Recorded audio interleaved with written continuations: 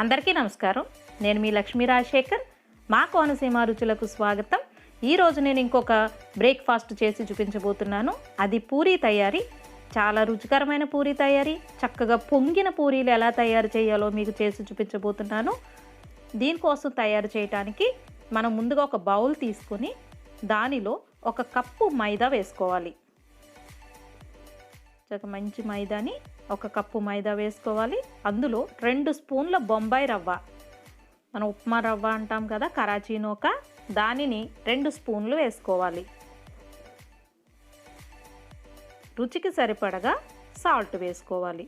ఎక్కువ సాల్ట్ వేయకండి, సాల్ట్ ఎక్కువైతే పూరీలు అస్సలు రుచిగా ఉండవు. ఇప్పుడు కొద్దిగా నీళ్లు పోసి ఈ పిండిని బాగా కలపాలి. ఈ పిండి మొత్తాన్ని బాగా కలిపిన తర్వాత ముద్దలా చేసిన తర్వాత కొద్దిగా అంటే కొద్దిగా, చాలా కొద్దిగా ఆయిల్ వేసి ఈ పిండి మొత్తానికి పట్టేలాగున కొద్దిసేపు బాగా కలుపుకోవాలి. ఈ ఆయిల్ మొత్తం ఈ పిండిలో కలిసిపోవాలి. అస్సలు ఎక్కువ ఆయిల్ వేసుకోకండి. ఈ ముద్ద మొత్తం స్మూత్గా అయిపోయేలాగా మనం కలుపుకొని మూత పెట్టి పక్కన పెట్టుకోవాలి. ఒక 10 నిమిషాలు పక్కన పెట్టుకున్న తర్వాత మనం ఈ పిండిని మూత తీసి ఇంకొకసారి ఇలాగా కలుపుకోవాలి. చూడండి, పిండి ముద్ద అంతటిని కూడా మళ్ళీ ఒకసారి కలుపుతున్నాం. ఈ కలుపుతూ ఉండగా పొయ్యి మీద వాండి పెట్టుకొని మనం వేయించడానికి సరిపడగలిగే నూనె తీసుకోవాలి. ఈ పిండి ముద్దని మనం ఇలాగా ఉండలుగా చేసుకోవాలి. ఇలా ఉండలుగా చేసిన ఒక్కొక్క ముద్ద తీసుకుని మనం చపాతీ పీట తయారు చేసుకునే చపాతీ పీట మీద ఇలా ముద్దను పెట్టి కొంచెం పౌడర్ని ఇలా వేసుకోవాలి. మనం మైదా పిండిని తీసుకొని కొద్దిగా ఇలా వేసుకుని అంచుల్ని ఇలా చూడండి, ఒత్తాను కదా నేను, ఇలా ఒత్తుకున్నట్టుగా మనం చేసి ఇప్పుడు పూరీలు చేయాలి. చక్కగా రౌండ్ షేప్లో దీన్ని ఇలా ఒక్కసారి మాత్రమే చేయాలి. దీన్ని మడత పెట్టి మళ్ళీ రౌండ్గా చేసి మళ్ళీ చేయటం అలా చేయకూడదు.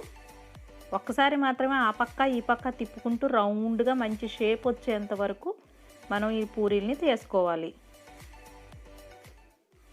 కొంతమంది దీన్ని ఇలా మడిచి మధ్యలోకి మడిచి మళ్ళీ దాన్ని రౌండ్గా చేసి మళ్ళీ పూరీ కింద చేస్తారు. అలా చేయకూడదు. మనం ఒకేసారి ఇలా రౌండ్గా ముద్ద తీసుకోవాలి.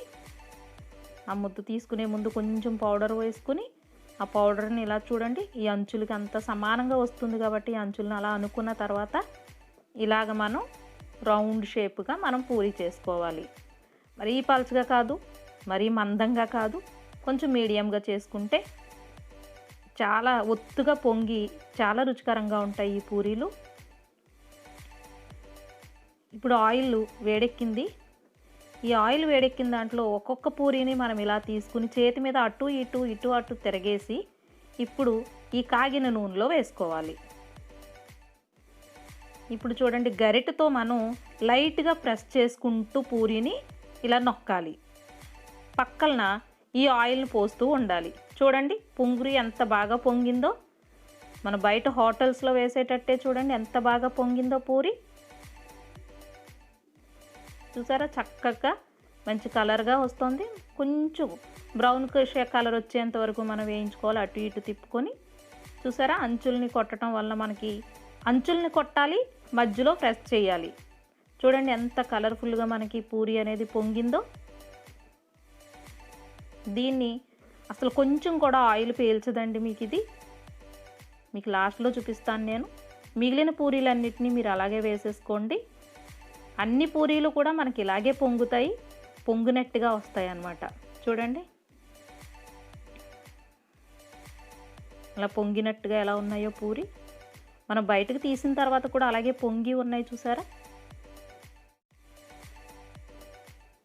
ఇప్పుడు ఇంకొక పూరి వేస్తున్నాను నేను.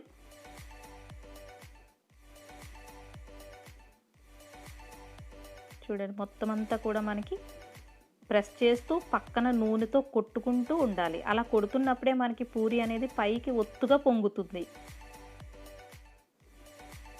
చూడండి చక్కటి పూరి ఎంత బాగా పొంగి ఎంత ఒత్తిగా తయారైందో. చక్కగా బాగా ఎత్తుగా వచ్చింది కదా పొంగిన పూరి. ఇలా పూరీలన్నీ చేసేసుకున్న తర్వాత ఒక ప్లేట్లోకి తీసుకోండి. ఇప్పుడు చూడండి వేడివేడిగా ఉంది. నేను కొంచెం పట్టుకోవడానికి కష్టంగానే ఉంది, బాగా వేడివేడిగా ఉంది. మీకు పొరలుగా ఎలా వచ్చిందో చూపించడానికి ట్రై చేస్తున్నాను నేను. ఇప్పుడు చూడండి బాగా కాలుతోంది అని చెప్పి నేను పక్కకు పెడుతున్నాను చెయ్యి. బాగా వేడిగా ఉంది చూసారా. ఒక్కసారే ఒత్తుకున్నాం మనం, అయినా పొరలుగా ఎలా వచ్చిందో పూరి. ఆయిల్ కూడా చూడండి ఎక్కడ అసలు ఆయిల్ అనేది పట్టుకోలేదు. సో నా ఈ వంట కనుక మీకు నచ్చినట్లయితే లైక్ చేయండి, అలాగే నా ఛానల్ని సబ్స్క్రైబ్ చేసి పక్కనే ఉన్న బెల్ బటన్ని ప్రెస్ చేయండి. Thank you. నా వీడియో ఎంత